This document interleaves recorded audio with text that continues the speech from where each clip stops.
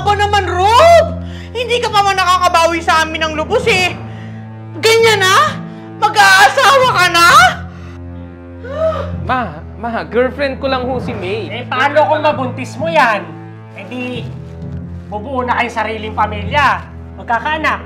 Tapos, bubukod ng sariling bahay. Hanggang sa wala na siyang maipadala sa atin at kakalimutan na tayo niyan. Alam mo, Ineng, kaya ayaw namin mag-girlfriend o mag-asawa ang anak namin dahil sigurado ganyan ang mangyayari.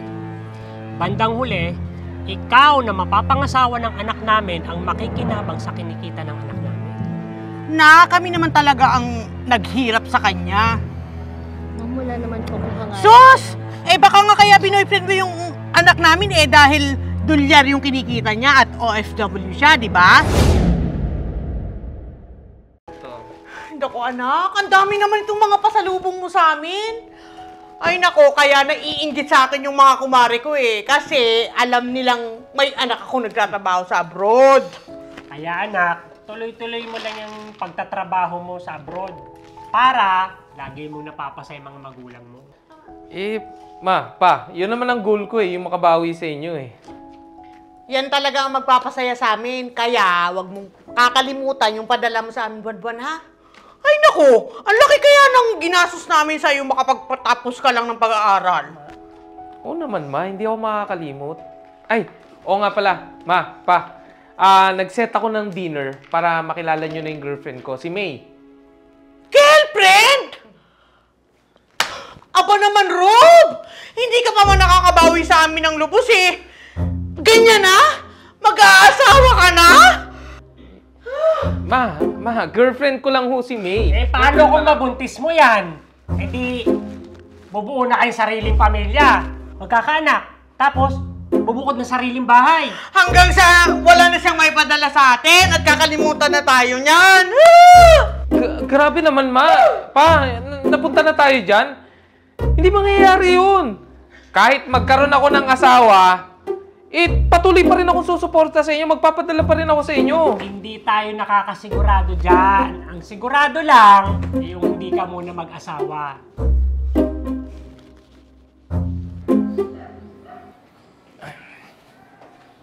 Babe, nakapag-sked na nga pala ako ng dinner kasama sila mama at saka si papa para mapakilala na kita sa kanila. Sure ka ba? Eh di ba ayaw pa nga nilang mag-asawa ka? Baka magalit yung mga yun. Ano, hindi naman. Mas magiging masaya pa nga yung mga yon kapag finally, pinakilala kita. Di ba? Nagustuhan mo ba yun? Masarap eh, no? Tsaka yung alamang niya, no? Talagang, dito kaya may ganun din. Ma, sorry. Na-late kami. Ang traffic kasi. Si May nga pala, girlfriend ko. Good evening po. Sige na, kumain na tayo. Gutom na kami. Sige. Order na tayo. Anong gusto mo? Ikaw, mahal, anong gusto mo? Waiter! Hangga? Pabot nga yun, na. Ay, wait lang ma. CR lang ako.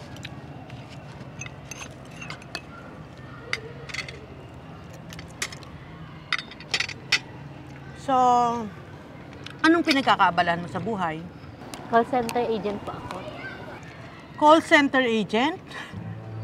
So, mag-resign ka na kapag pinakasalan ka ng anak ko. Tapos, pipigilan mo na siyang gawin yung mga gusto niyang gawin tulad ng pagpapadala sa amin ng kinikita niya bilang OFW. Alam mo, Ineng, kaya ayaw namin mag-girlfriend o mag-asawa ang anak namin dahil sigurado ganyan ang mangyayari.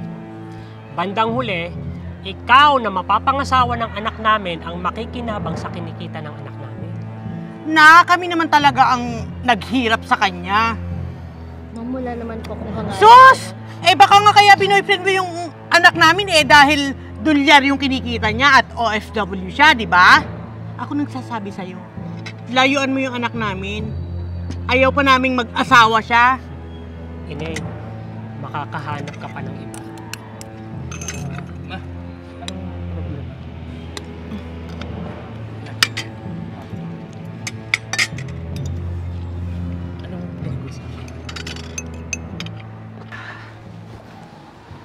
mo na ako ihatid. Uuwi na lang ako mag-isa. Ano yun, B? Anong problema? Problema? Problema yung mga magulang mo na akala iginto ka. Feeling nila, kaya lang kita binoyfriend dahil sa pera mo sa pagiging OFW mo. Ha? Rob, unang-una, ako yung babae dito. Tapos, kung pagsalitaan ako ng magulang mo ng kung ano-ano, parang gano'n na lang. Kung ayaw nila sa akin, ayoko rin sa kanila. Bumalik ka na sa mga magulang mo na mukhang pera at mapangmata. Eh, pag-usapan naman natin to. Ayusin natin to. Ayusin natin to. Wala na tayong dapat pag-usapan. Wala na, Rob.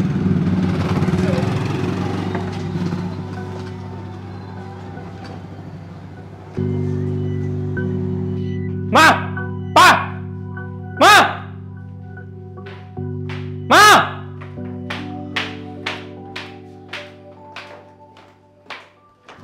Ano yun, anak? Anak? Anak ba talaga turing nyo sa akin? O palabigasan? Ayusin mo pagsasalita mo, ah! Mga magulang mo kami! Yan ba yung nakukuha mong ugali dun sa girlfriend mo? Ang maging bastos? Tama na! Sino sa atin ang bastos? Kayo ang mga bastos! Binastos nyo yung girlfriend ko. Ano kala nyo hindi ko malalaman? Anong masama dun? Bastos ba yun? Naging magulang lang kami sa'yo at saka concern lang kami sa future mo. Ma, ako nang bahala sa future ko. Huwag niyong pangunahan. Hayaan niyo naman ako sa ibang parte ng buhay ko. Ano bang ikinagagalit niyo? Yung pa din? Yung kapag nag-asawa ako, may kahati na kayo sa kinikita ko, sa pinapadala ko? Napaka-selfish niyo. Puro pansariling kaligayahan at pangangailangan niyo ang iniintindi niyo. Ma, pa, nagsisikap din naman ako para sa sarili ko, para sa kaligayahan ko. Bakit kayong mga magulang ko pa yung nagpapahirap sa akin? Ako naman sana. Kaligayahan ko naman, please. Please lang.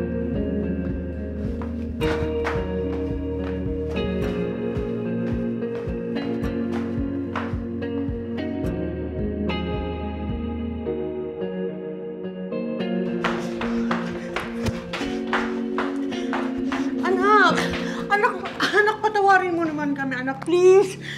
Ma, tama na. Baka kapag nagkaiwalay tayo, doon nyo ma-realize yung mga ginawa nyo sa akin.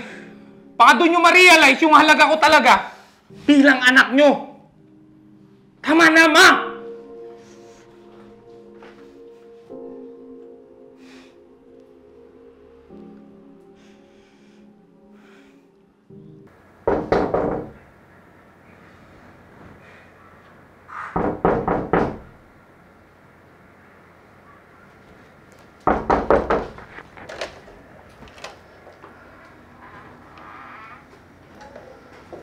Ano hong ginagawa niyo dito?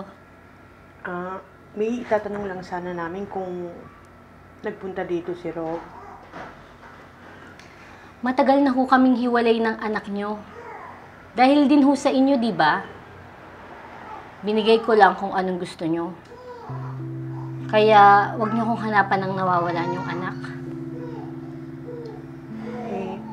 May, sorry nga pala sa mga nasabi namin sa'yo noon na nagsisisi na kami. At kung maging kayo man sa huli ng anak naming si Rob, wala kaming kontra doon. Pero wala na ho kami. Nangyari na ang mga nangyari. Makakalis na ho kayo.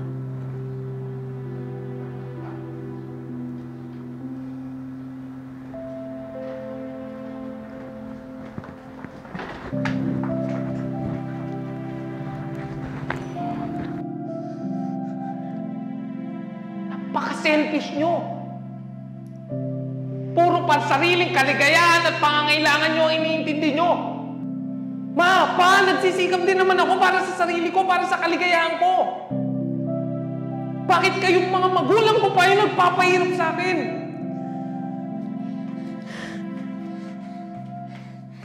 Mahal, may impormasyon ako kung nasan si Rob.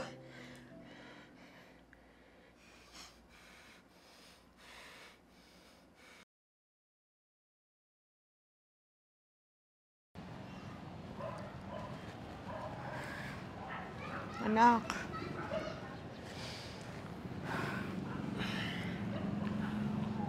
Anak, sorry. Nagsusumamo ako sa'yo. Patawarin mo na kami. Anak, higit sa anumang bagay sa mundo, mas mahalaga ka sa amin. Hindi namin kayang mawala ka, anak. Ikaw ang yaman namin sa mundong ito at hindi ang kung anuman na ibinibigay mo.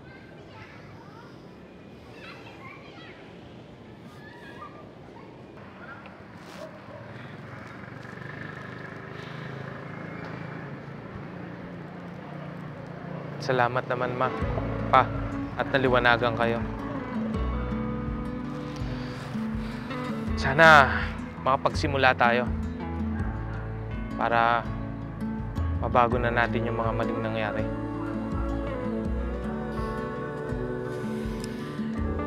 Anak, pangako magiging maayos ang lahat. Soft as you go.